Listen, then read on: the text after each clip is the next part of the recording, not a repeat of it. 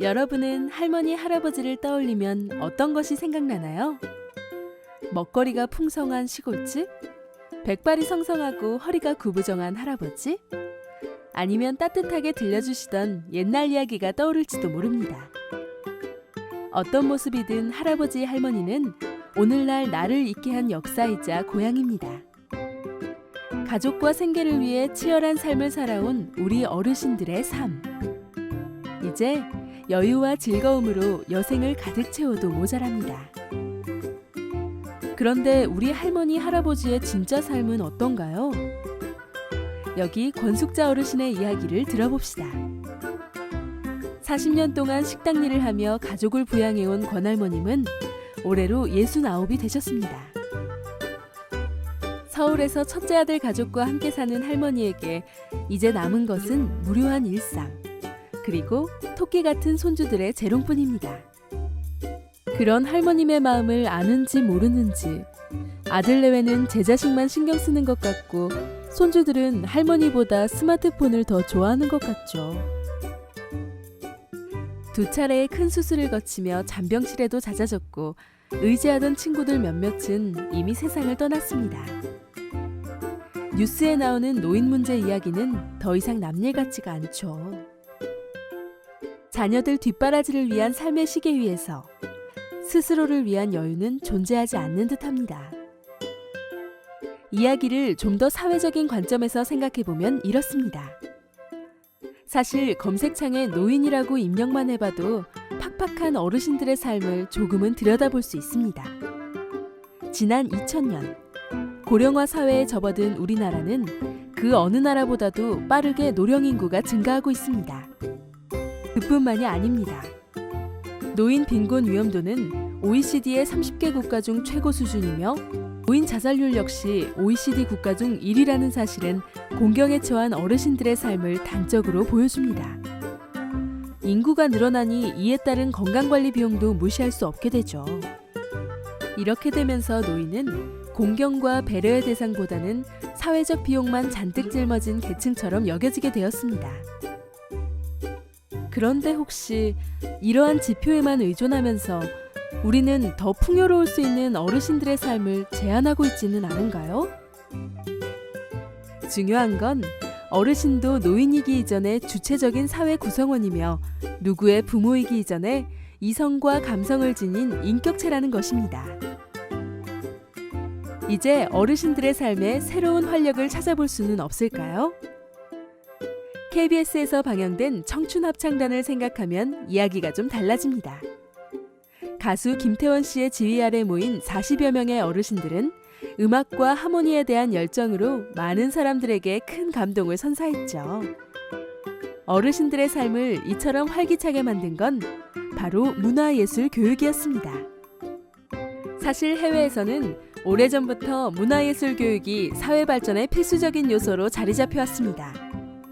이미 고령사회인 프랑스는 2030년 도시인구의 28%가 노령인구가 될 것으로 보고 노년 잘 보내기 국가계획을 통해 대안적인 노인문화예술 정책을 실시하고 있습니다. 노인 복지를 위해 기업과 정부가 함께 힘쓰는 미국의 캘리포니아주에는 버뱅크 노인예술가 마을이라는 주거단지가 있습니다. 거주의 역할만 담당했던 실버타운식 주거지의 면면에 예술활동을 할 수 있는 공간과 시설을 구비한 것입니다. 이곳에서의 일상적인 창작활동은 어르신들의 삶에 풍요로움을 더하고 있죠. 우리나라에서도 지난 2007년부터 어르신을 대상으로 한 문화예술 교육이 꾸준히 진행되고 있습니다. 문화체육관광부와 한국문화예술교육진흥원, 노인복지관협회, 그리고 전국 각지 노인복지관이 서로 연결되어 어르신들이 문화예술을 체험하고 학습하며 향유하도록 지원하고 있죠. 지난 2012년에는 문화예술 교육이 노년기의 삶의 질을 어떻게 개선하는지 평가하고 노인 문화예술 교육의 효과성을 높이기 위해 실증적인 자료를 이용한 연구 분석이 실시되었습니다. 연구는 즐거움, 도전정신, 건강관리 등 7개 요인을 질문지법으로 측정한 심리적 측정, 타액의 호르몬 검사를 통해 스트레스 지수 변화를 파악하는 생리적 측정, 그리고 교육 참가자와 예술 강사, 기관 관계자를 대상으로 문화예술 교육의 효과와 개선점을 직접 질문한 심층 인터뷰 3가지로 진행되었습니다. 결과는 긍정적이었습니다. 심리적 측정에서는 교육에 참여한 어르신들의 문화예술 효과성이 유의미하게 높아진 것으로 나타났기 때문입니다.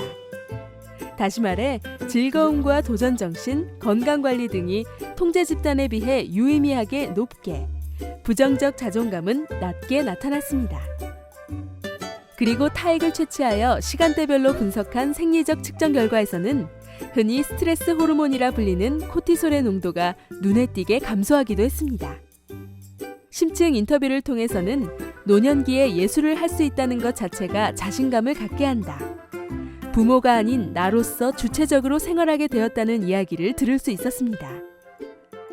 어느새 노인들의 몸과 마음을 치유한 문화예술 교육은 새로운 꿈과 활력을 찾는 통로가 되고 있었던 겁니다. 이제 권할머님 이야기로 돌아가 볼까요? 무료한 일상을 보내던 할머님은 우연한 기회에 마을복지관의 문화예술 교육 프로그램을 듣게 됩니다. 포크댄스도 악기도 배워보았지만 할머님의 마음을 가장 설레게 한 건 연극반이었습니다. 다른 사람의 삶을 살아보고 마음껏 표현하는 즐거움이 할머니의 마음을 울린 거죠. 여러 몸동작을 소화하기가 만만치 않지만 다른 배우들과 함께 호흡을 맞추는 재미도 좋았습니다. 노년의 사랑과 설렘을 담은 연극은 할머님의 삶을 그대로 녹인 것만 같았습니다.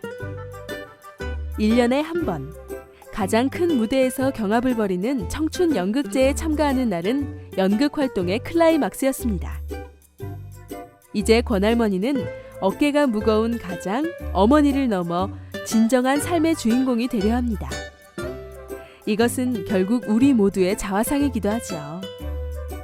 문화예술 교육은 앞으로도 이러한 사회적 역할을 지속해 나가며 모두가 박수받는 사회를 함께 만들어 나갈 것입니다.